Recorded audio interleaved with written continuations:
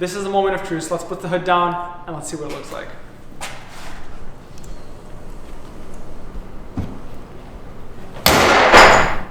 I think something's wrong.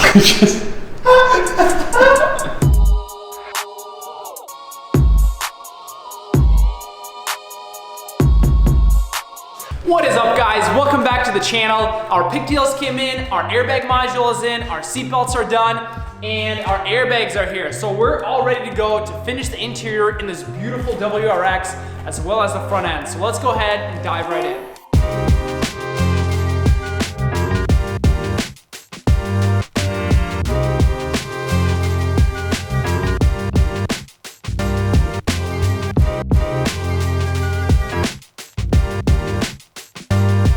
The interior is looking rough. Every time I get in now, once it's all taken apart like this, I'm like, sometimes I think it's better to just get cars with not blown airbags, then you don't have to deal with all this. I guess price point is everything. Yeah. So what price point you can get it at. If you can get it at the cheap price point with no airbags blown, that's the way to go. But for us, this was the better option. Plus we want to actually go into depth with kind of what we're doing. So next step, our seatbelts came in and they're in the back. Here's our new airbag. All the wiring, everything looks like it's good to go. 2 connectors that we have to plug in. So we'll go ahead and connect it. That one's in, that one's in, and that one's in. All right, nice. Good to go. The car already looks so much better. Right. So we got the knee airbag in, which those are only 2 airbags that were blown, was the knee airbag and the driver wheel airbag. So we're good to go there. Let's hop in and let's start doing the seatbelts. Let's plug the seatbelts in and get the rest of this interior put together. Let's do it.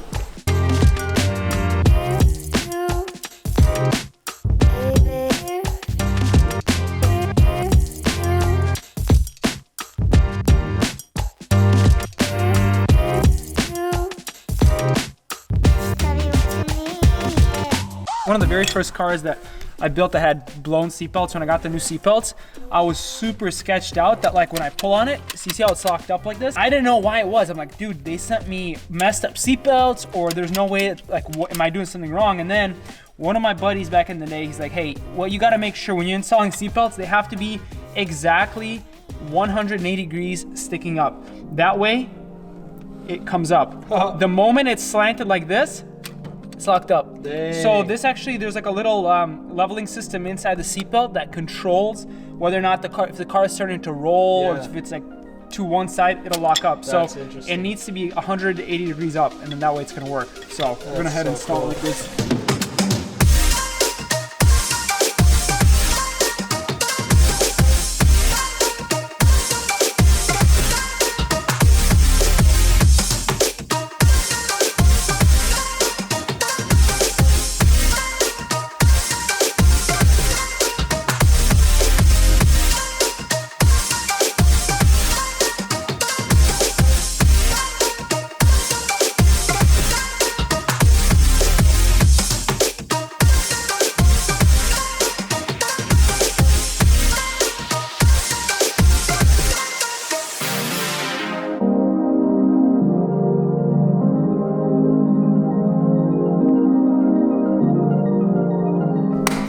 That's a wrap. We did it. Airbags did not explode. Let's finish wrapping it up right here.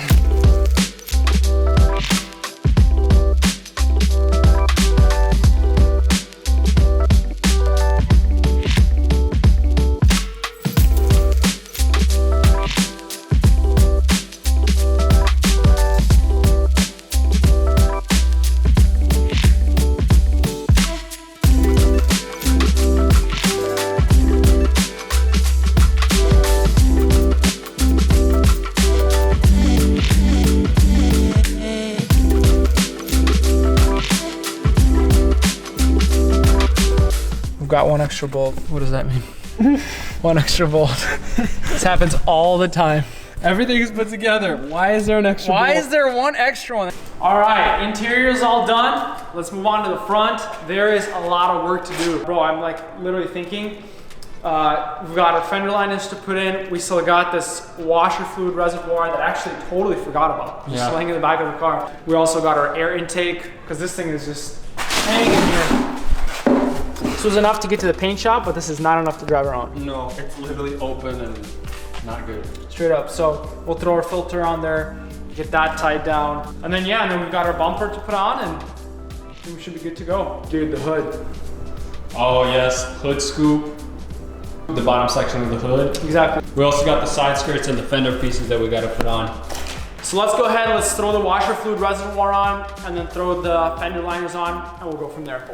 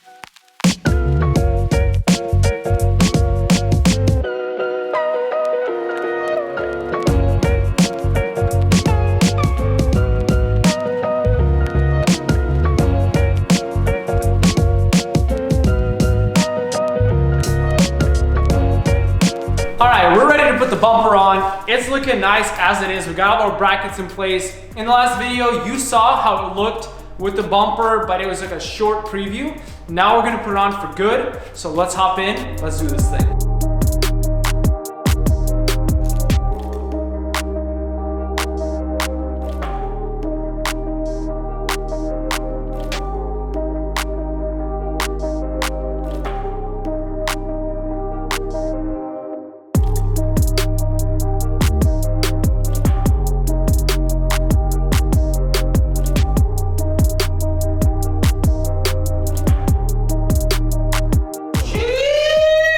Looking nice. Dude, it looks so good.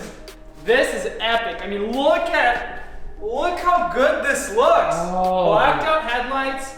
You got the nice black grills. Honestly, this car, as we've been putting it together, it's been pretty cool, but as soon as you put on the bumper, it completes the entire look. We still have to put on the hood scoop, which is, dude, I actually thought about doing like a black hood scoop, but then the more pictures and stuff I saw everywhere, I was just like, It's ugly. We'll just do a nice blue.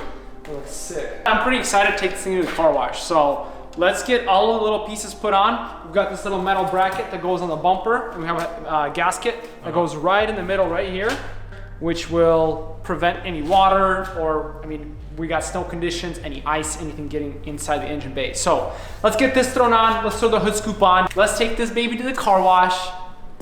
Let's make it look nice. We just pulled out our old hood from storage. That's right, we kept it. We did not throw it away. We're gonna recycle it because it's aluminum. But anyways, we're gonna take off the old heat shield as well as the vent, and we're gonna throw it onto our new hood. The vent is intact, so it's all good to go, but the heat shield did rip and tear in a couple pieces. So we're gonna throw it on, we're gonna see how it looks. Functionality-wise, it's good to go. So as long as it looks good, it is functional. Let's throw it on, and let's see what happens.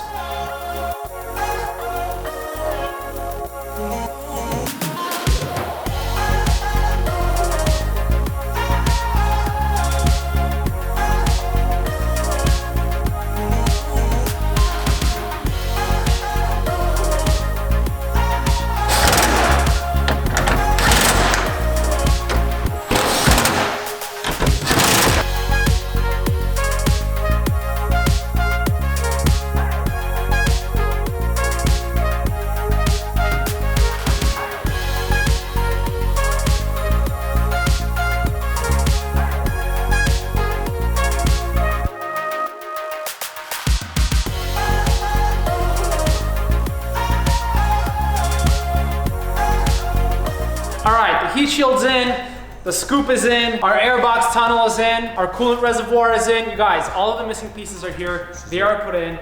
This is the moment of truth. Let's put the hood down and let's see what it looks like.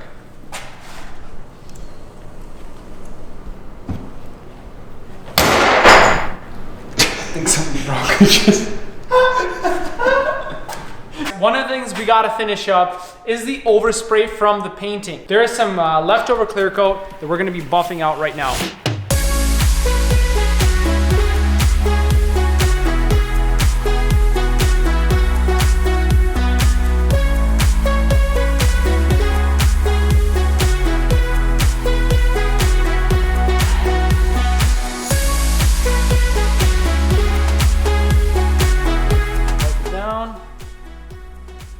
That. Dang, bro. Look at that. Magic.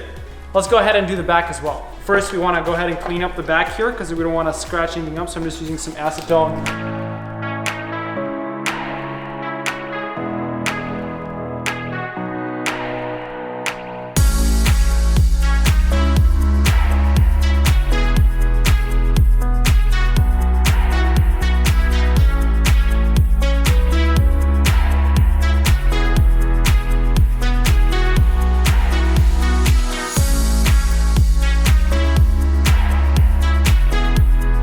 What I'm most excited about is actually washing this thing. We actually haven't washed it ever since we got it. Yeah, it's been like 3 months. It's been 3 months. We have not washed it. So I'm pretty stoked to actually just get into a car wash. All right, we're gonna go wash this thing, clean it up, wipe it down, and we've got a crazy surprise waiting for you guys. Stay tuned.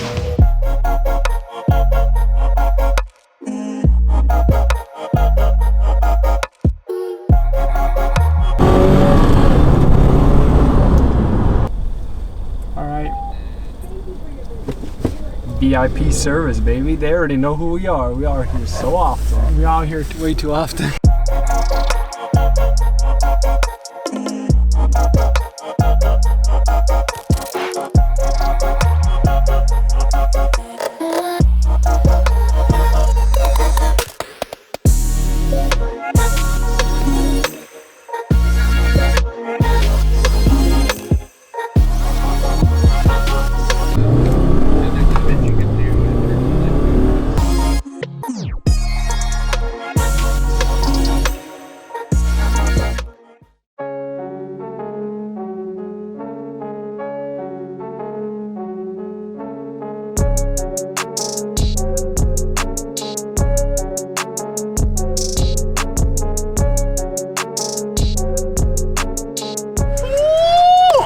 That's right, you guys. We are racing the 2017 WRX versus the 2009 335 XI. We got JDM versus Euro spec, single turbo versus twin turbo, lightweight versus heavyweight, manual versus automatic. Who's gonna win? We about to find out. Let's go.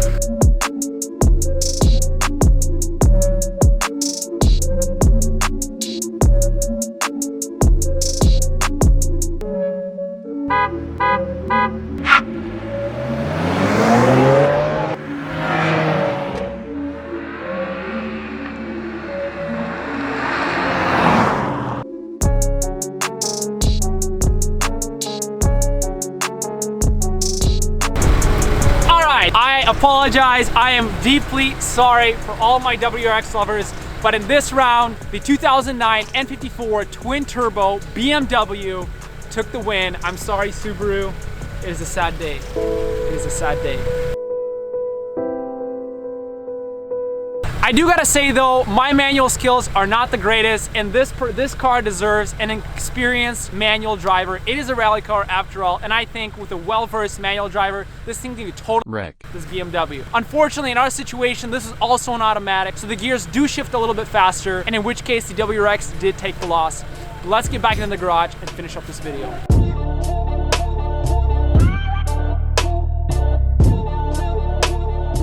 Alrighty guys, that is going to be a wrap on this WRX build series. Nikita, we had some crazy ups and downs with this build. And dude, it was nuts. Everything from us being worried that we're going to have some engine damage and turbo damage, to finding out that the rails were definitely, messed up. So we had some crazy intense front end frame damage. Yeah. But listen, nothing a little bit of hard work can't fix, right? Exactly. A little bit of elbow grease, a little bit of knowledge.